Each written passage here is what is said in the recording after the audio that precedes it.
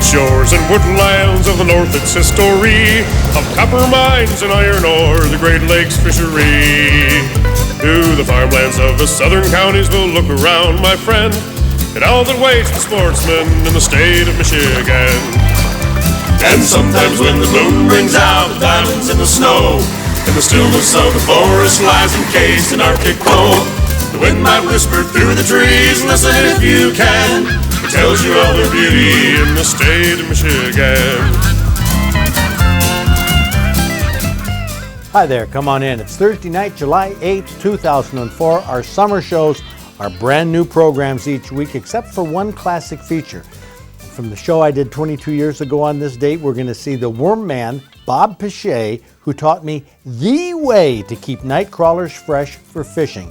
It's an informative story. So is Zachary's Outdoor News and Guides Report, and we have a couple of good hunting and fishing tales. So stay tuned. I'm Fred Trost with a summer show for you, especially if you're a practical sportsman. The Practical Sportsman is supported by Bark River Knife and Tool. High-quality sporting knives created by custom knife maker Mike Stewart, who blends traditional and modern designs into functional knives and cutting tools for the practical sportsman.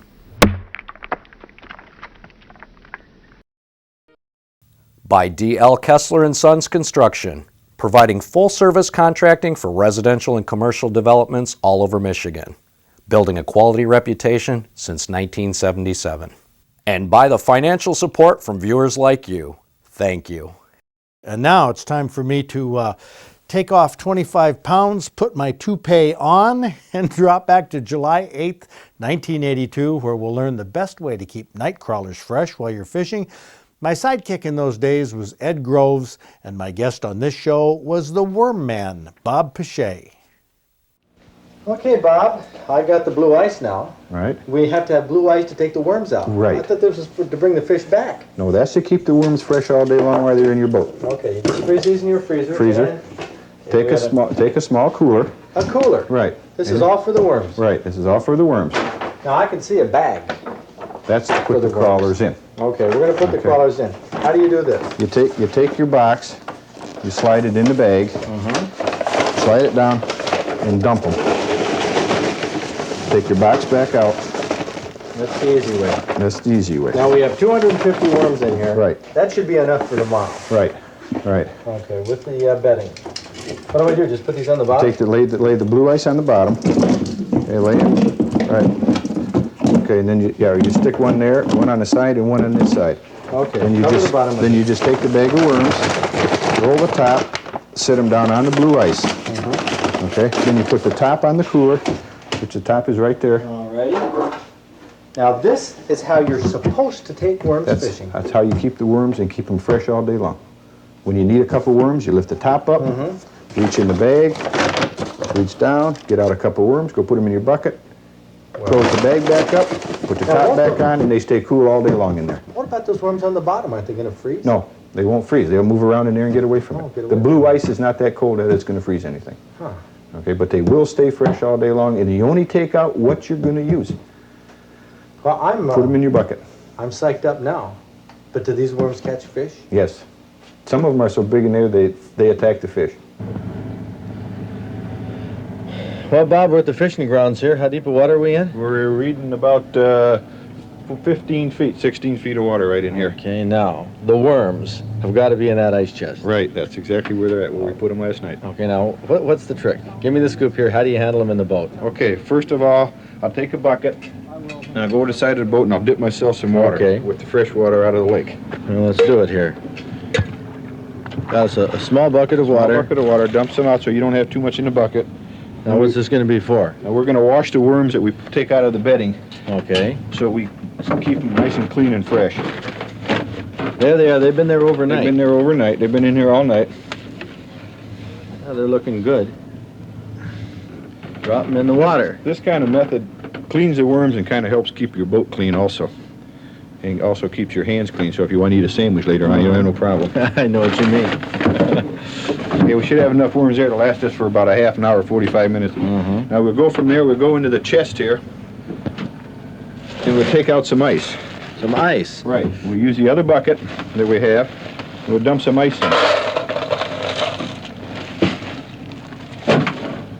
Then we'll take the worms that we've got in the bucket here, reach in, wiggle them around a little bit, take them out, lay them right on the ice. On the ice, we're going to freeze them. No, they won't freeze, but what they do is keep nice and cool and firm all the time that they're on the boat. You use them up before all the ice will melt, and they stay nice and firm. They don't get soggy. Will they go to the bottom? Yeah, they'll crawl down into the ice.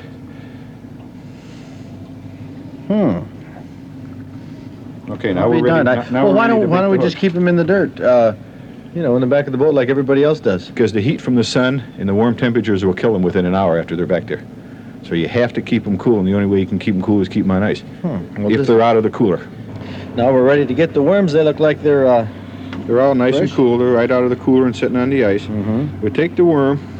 We'll hook the worm as close to the front of the worm as we possibly can. Oh, I've never seen it. And you take it, and you hold the hook back so you will know where the second one goes. Bury him, and now see that crawler is laying perfectly straight on that hook. Oh, it sure is. Okay, there's no twist in it, no nothing. Okay, so when he runs through the water, this tail will just wave back here. Okay, that's the technique. That's the technique. Now, if you end up with a loop in here, then the worm will go round and round in a circle. Okay, so when he's laying in the water, he'll lay straight out. The worm lays straight out when he's on the hook. See how the worm will run straight? Now, if you have a big loop in that worm, he'll just do a somersault. Around and around he'll go. And they just don't attract the fish like they should. It looks like a tasty treat, huh? Tasty treat for a walleye, we hope, right in the near future. Hey, Bob, we got the first one. Yeah, it's about time. It's been a fairly long dry spell. Well, Not a real big fish, but he no, it's not a real big. It's one that we can measure. For a fact. Okay. There he is. Well, it's a fish. We've been at this for a while. Okay, now I know that this is way too small, okay, but lay it in here anyway. I like this little measuring board you got. Put its nose on there. Touch his nose and lay him down. He's 11 inches. 11 1/4. Now this is a handy little deal. Who did you make this? Yes, I made that up myself to save myself a lot of problems and measure with a tape measure. Well, now that's a heck of an idea. Look at that, a 2x4. You know what we ought to do? We ought to put the plans for this in Inside Michigan Outdoors. That would be a good idea. Publication. We'll do it. Well, fish. We got to let the little fella go. Grow up. Small ones, or? I didn't. It's probably a smaller fish, but he looks like he might go in a box. Only has to be 13 inches to keep. Bring him up here and I'll stick him in the net here. Yep. We'll bring him in. Yeah, I'm pretty sure this one's big enough to keep. Well, where's that? Let's get that fancy. Yeah, we have to get our device. little fancy measuring device here. Now we just lay him in. If his tail hangs over, he goes in a box. There you go. Goes in the box. Okay, All right. that's all we need. That's great. That's a nice It's a nice eating fish. Okay, this is probably one of the best size you can get to eat. There we go. We got one in the box, and all we got to do is go back and get some more. I don't know if we need the net for this one. We'll see in a minute.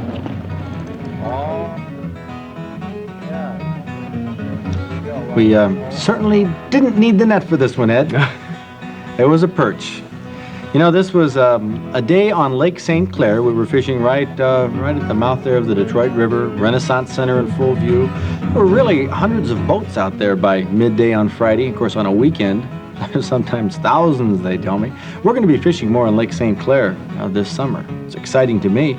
A very productive lake, a lot of perch, a lot of walleye, muskie, bass.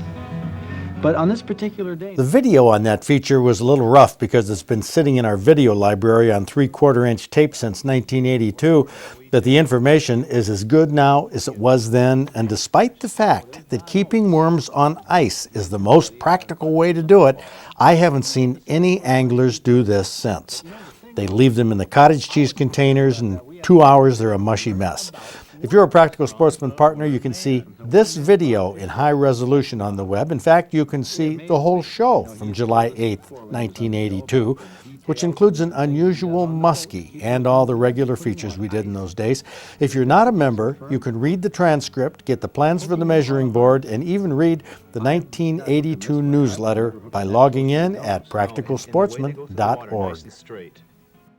You'd think that the fish would come up from behind and grab the end of the worm and break it off, but the fish evidently come up and they hit at the spinner and engulf the whole worm. So we didn't have that problem. It isn't like they were nibbling off the hook. And this, I love that little invention. Right. a little fish cleaning, or not fish cleaning, fish measuring board. Put the nose up there, you can tell right away if it's legal size or not. We'll put those plans inside Michigan Outdoors.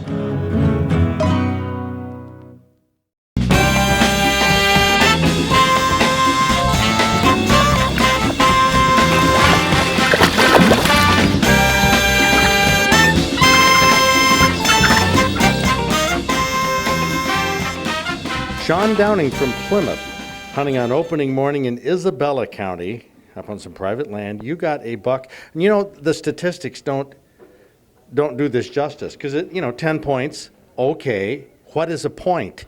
Look at these things. I mean, these aren't average points. They're very unusual in the shape and the palmation on that. That is really cool, almost like a moose. 21.5-inch spread, 9-inch tine, but wow, you got to see it to believe it. What is the scoop behind this, Sean? You a trophy hunter? I'm in it for the kill, basically. Okay. I like to kill them. Only bucks. This is my 7th buck. I shot a doe my first time hunting. And you just like to kill the males? I like to hunt, yeah. Yep. Have you ever considered sometime you maybe just like to wound one?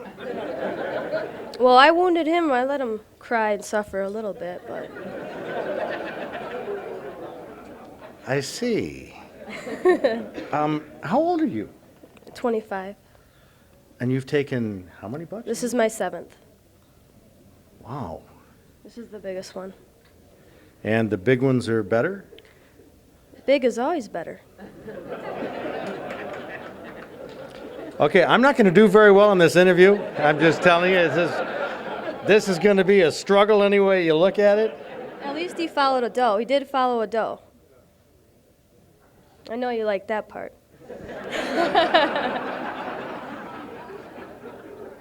Those are really neat fingernails you got there. I mean, that is... Although they're starting to look like claws to me. I don't know why. I mean, but do you have a boyfriend? Fiance. Oh. What did somebody say?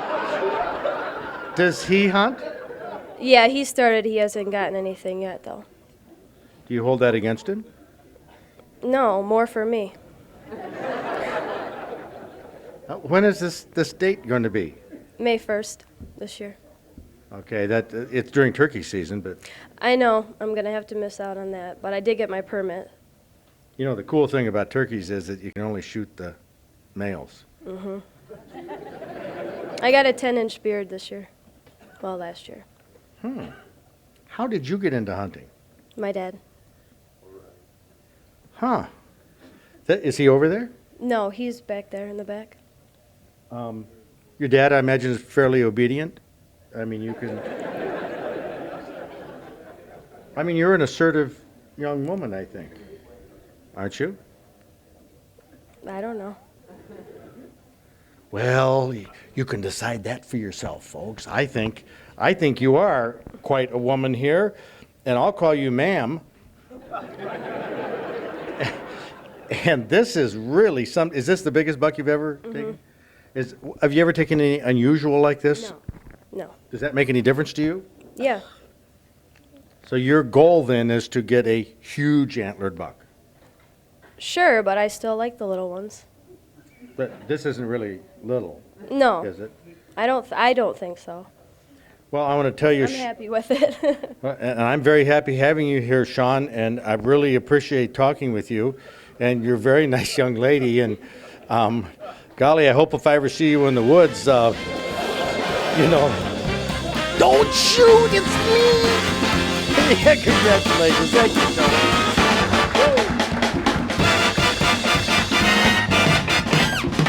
Patrick Barron from Escanaba. Uper. Uper, all right. Home of the Nimrods. Yes, sir. Got a brook trout from the Ford River Delta County, that's just a little south there of Escanaba. Boy, that is one pretty brook trout. 4 pounds, 5 ounces, almost 2 feet long. It says you were casting, so were you right in the river? My 3 boys and I were fishing on the Ford River that day and with Panther Martins, and we caught a lot of brook trout, but we got into this one a little later in the day. Well, this doesn't appear then to be a coaster. Is this a coaster or is this a brook trout? No, from where I'm fishing on the Ford to the bay is 23 miles by snowmobile. So it's a long ways. No kidding. Yep.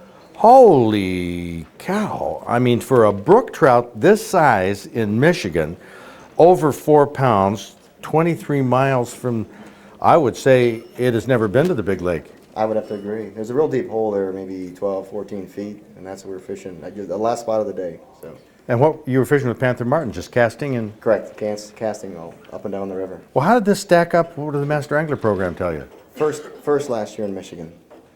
Man, I guess. That is absolutely colossal, and that's a beautiful job on painting that baby. Is that what it looked like when it came out of the water? Exactly. There's a young taxidermist in town who's just started out. He's doing a super job, and we're real proud of it. So. Man, that's nice. What is that there? You got a story. Well, this is the story. About 2-3 weeks ago, my boys and I were traveling, and we're getting our strategy done. We relined our reels, and we wrote a little poem, short. Now they kind of asked me if I'd read it. Yeah, well, go ahead. Here we go. I'm not Mark Twain, but we'll give it a go. It's called The Brookie. It was 2003, the 23rd of May, a cloudy, overcast, cool spring day. My 3 boys and I headed for the Ford River, knowing the fishing would be good and we'd have to ignore the shiver. We fished to the north and we fished to the south, hoping to lure the big one and set a triple-aught hook in its mouth. Evening was quickly approaching and our patience was wearing thin. Our time to get the big one was hitting us on the chin. Our last spot of the day was the old faithful big hole. We've caught many a bass and brookie there, but never the master angler foal. He hit on the first cast as he was drawn to the Panther Martin. I played him like a smallmouth bass as he fought like an angry blue marlin. He took most of my line with a lightly set drag, and I had no idea at first it was a brookie for which I would brag. The battle seemed like hours, but 5 minutes is all it lasts, for this brookie met his match, and his reign of terror was soon to pass. As I pulled him from the riverbed, my heart began to pound, for I knew this was not a normal brook trout, and at the DNR office I was soon found. They asked me many a question, and verified his kind, for this wasn't an everyday Ford River catch, and his size amazed their minds. I found my picture in the paper, the trophies mount on my wall, a Master Angler certificate. I am very proud of them all. It was the largest brookie of the year, and off to Fred Trost program I go. It's an honor for me to be here. Thanks for having me on the March 13th, 2004 fishing show. Oh, well, that's great. Patrick Barron, we love having you. Hey. Oh, man, that's awesome.